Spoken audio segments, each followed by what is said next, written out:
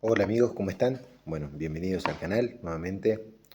Quería comentarles sobre hoy la Epifanía del Señor Jesucristo. Ciertamente, la Epifanía de nuestro Señor, es decir, la manifestación que tiene Él, el epifenómeno, ¿no? Es aquello que se fenomeniza, es aquello que se muestra, ¿no? El fenómeno es aquello que se muestra, que tenemos acceso. A lo que tenemos acceso y a lo que tuvo acceso el mundo. El Día de Reyes Magos, justamente, esta tradición tan linda que tiene la Iglesia en los Reyes Magos, son, bueno, tradiciones que tienen orígenes incluso bíblicos.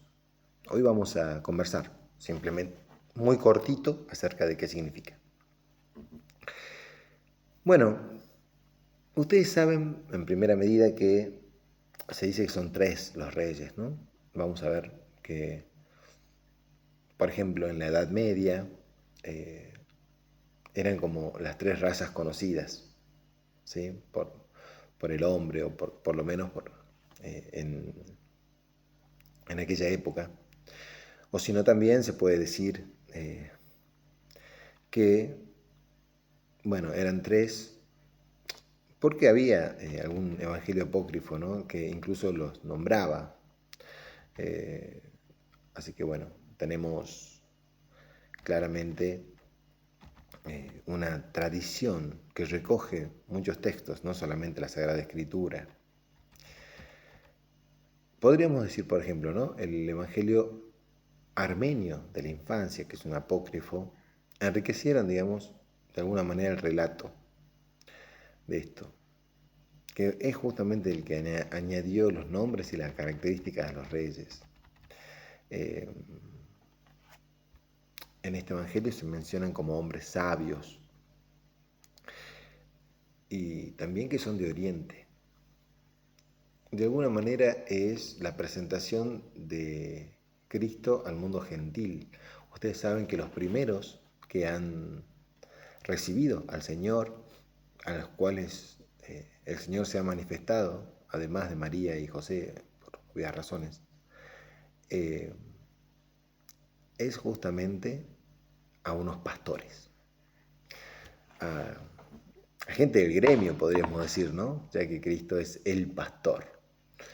Y bueno, a los pobres pastores, que de alguna manera tiene un símbolo muy, muy importante, porque luego se les manifestará a los reyes, digamos a las grandes naciones, ¿sí? Pero primero se les manifestó a los pobres. Esto es muy importante porque no tiene que ver con una teología de la liberación de los pobres en términos económicos. Tiene que ver con su pueblo, el humilde, el pobre, el pastor, ¿sí? El que está dispuesto al sacrificio. Entonces, en ese sentido, es que nosotros vamos a entender esto y vamos a decir que la manifestación a los reyes es una manifestación al mundo gentil. De alguna manera es un mensaje que Cristo, el Rey de Reyes, el Rey de los Reyes, porque justamente los reyes vienen a dar honor y gloria a un niño que acaba de nacer, a un rey. Bueno, ¿y qué traían, por ejemplo, no? Una de las cosas, ¿qué traían los reyes? Los reyes traían oro, incienso y mirra.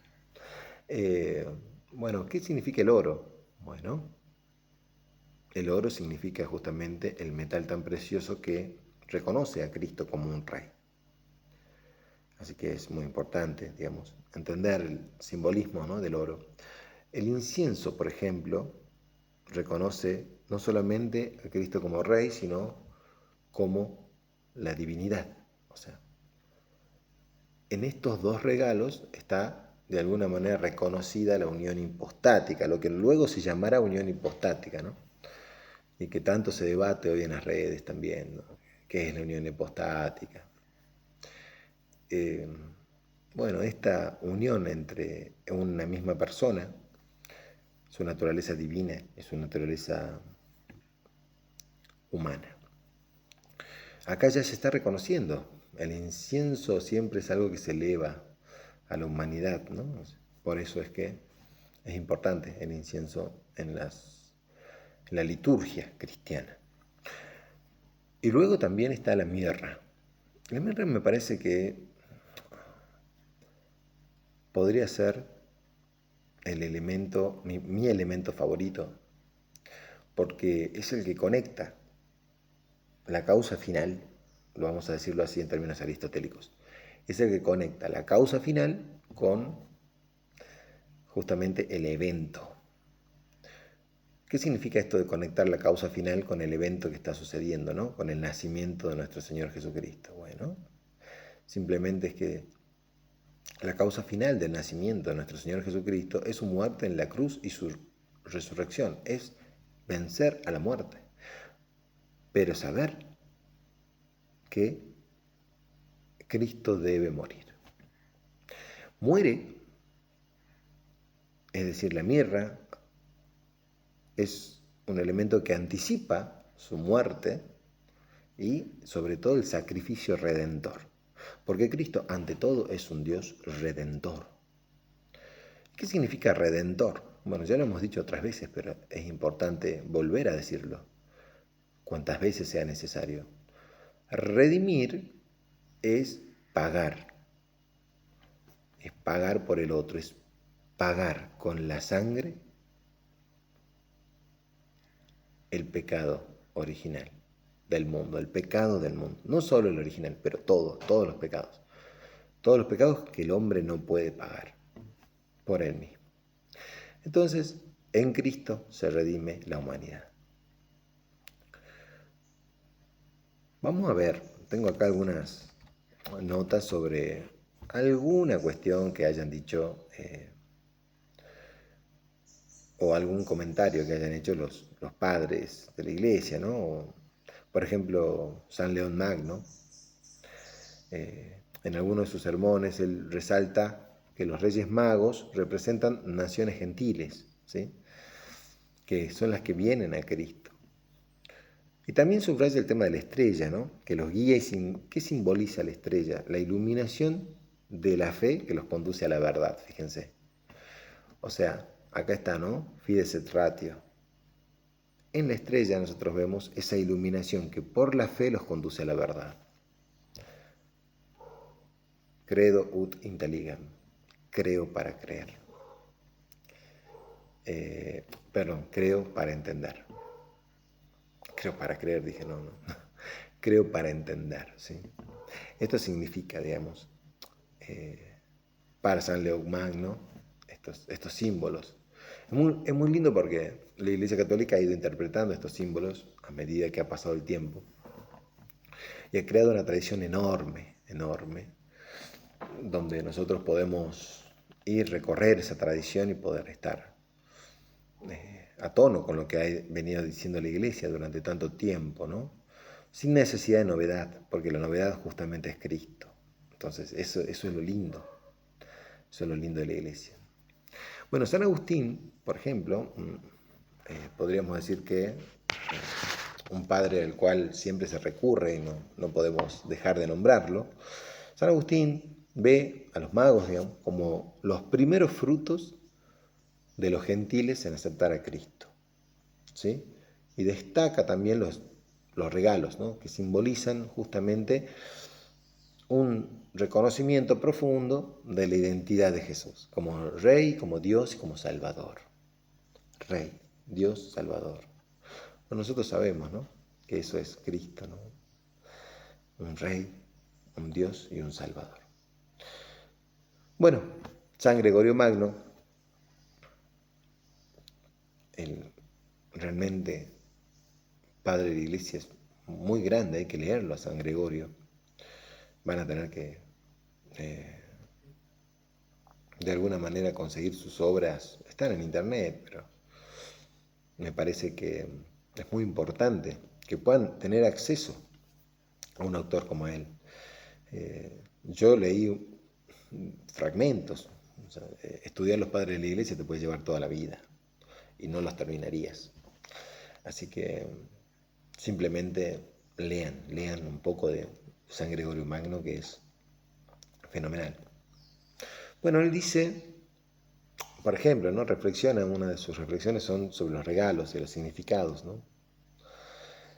Y él en particular dice que el oro simboliza la sabiduría, el incienso simboliza la oración y la mirra la mortificación de los deseos carnales.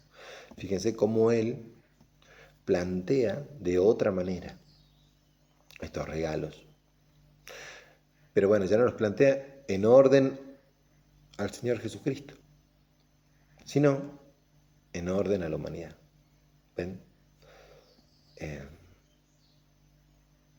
Aunque puede ser también en orden al Señor Jesucristo, esto nos sirve a nosotros porque yo soy sabio en tanto que puedo tener la humildad de reconocer a un rey más grande que yo, en tanto que un rey reconoce a otro rey, ¿no? Los Reyes Magos. Aunque justamente yo no soy el rey de reyes. Bueno, el incienso, la oración. Bueno, eso sí, eso es algo que también es muy típico en la iglesia, ¿no? Siempre. Oración e incienso van pegados, básicamente, ¿no? Van de la mano. Y bueno, y la mirra, así como el sacrificio de nuestro Señor, es nuestra propia mortificación. En este caso, de los deseos carnales. Luego tenemos a San Ambrosio. Y bueno, San Ambrosio, por ejemplo, interpreta el viaje de los magos como un signo de obediencia a la fe. Es decir, ellos estaban en sus reinos, pero hicieron una peregrinación larga, siguiendo la estrella, movidos por la fe, o obedeciendo esa fe, ¿sí? Según San Ambrosio, ellos dejan atrás sus riquezas y sus tierras para buscar al verdadero rey. En esto es que el peregrino es tan importante, ¿no? La vida cristiana es una vida de peregrinación. Aquel que no ha peregrinado en su vida no sé si puede llamarse verdadero cristiano. No necesariamente un santuario, ¿no? Estamos hablando de que hay que transitar un camino. Podríamos decir que cuando uno peregrina a ciertos santuarios o por ciertas fiestas litúrgicas, me parece que uno recuerda, uno vive, bueno, uno vive también a la peregrinación, el sacrificio, engrandece el alma, la fortalece, se santifica. Y luego, bueno, vamos a traer a un santo que creo que él no es un santo padre, pero es un doctor de la iglesia que creo que pocos conocen, se llama Santo Tomás de Aquino. Bueno, es una broma, claramente. Bueno, él habla en la suma teológica, sobre la estrella, ¿no? Y habla que era un fenómeno divino y único. Él cree en la realidad de la estrella, o sea, que fue ese fenómeno específicamente un fenómeno para guiar a los reyes.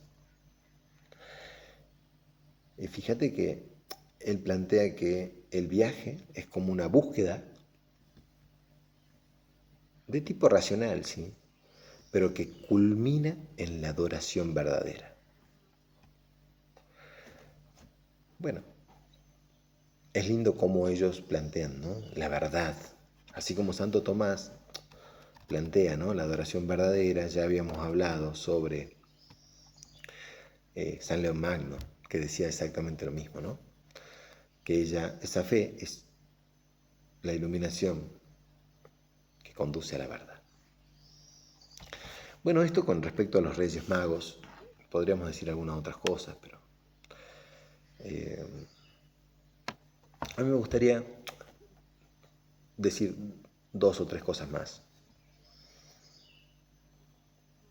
Bueno, en el Antiguo Testamento nosotros tenemos, por ejemplo, algún pasaje como Isaías 60, donde podemos leer: naciones caminarán a tu luz y reyes al resplandor de tu amanecer. Fíjense cómo hay, de alguna manera, ciertas profecías de esto. Naciones caminarán a tu luz, a la estrella, y reyes al resplandor de tu amanecer. Qué lindo ver a Cristo como el amanecer de la... Cristo como el amanecer de la humanidad. Por eso es tanta alegría, ¿no? Bueno, el Salmo 72, por ejemplo, dice: los reyes de Tarsis y de las islas traerán regalos. Bueno, es interesante también. Son, de alguna manera, prefiguraciones de los reyes magos, de los sabios, de los reyes sabios, aquellos que saben desprenderse de lo suyo para poder glorificar al Señor. Y bueno, claramente estos reyes, que de alguna manera eran considerados, ¿no? Como podríamos decir, representantes de los 3 continentes conocidos hasta ese momento. O sea, ¿qué se conocía hasta ese momento? Y bueno, Asia, Europa y África. O sea, eran, y no como esos continentes, no se conocían así, pero de alguna manera representaban la totalidad de la humanidad conocida en ese momento. Entonces, la Epifanía de nuestro Señor tiene que ver con la presentación al mundo, donde el mundo se entera de nosotros, del cristianismo. El mundo se entera del cristianismo conociendo al verdadero Rey. Y nosotros como cristianos tenemos que seguir haciendo conocer al mundo, a Cristo. Nosotros que hemos tenido la gracia, no por nuestros méritos, sino por los méritos de Cristo, de conocerlo, me parece que es importante que sigamos haciendo conocer a nuestro Señor Jesucristo. Si nosotros no hacemos ese trabajo, la fe no se transmite. La fe se da por el oír, y el oír por la palabra de Dios. ¿Y cómo conocer a aquel? ¿Cómo puede ser que aquel conozca? Bueno, aquel va a conocer por la iglesia. En la iglesia de Dios va a conocer la palabra de Dios. ¿Dónde más la va a conocer si no? Es importante esto, sí. Es importante que transmitamos la palabra de Dios, que transmitamos a un Cristo sano, santo, a un Cristo que sana y que santifica. Así que bueno, tengan feliz Día de Reyes, que tengan una excelente Epifanía de nuestro Señor, que se les manifieste Dios como Él quiera manifestarse, aunque podríamos decir que Él siempre quiere manifestarse de ciertas maneras y que nosotros somos los que no lo dejamos. Así que espero que puedan tener una manifestación de Dios en su vida el día de hoy. Muchas gracias, les mando un fuerte saludo, Dios los bendiga.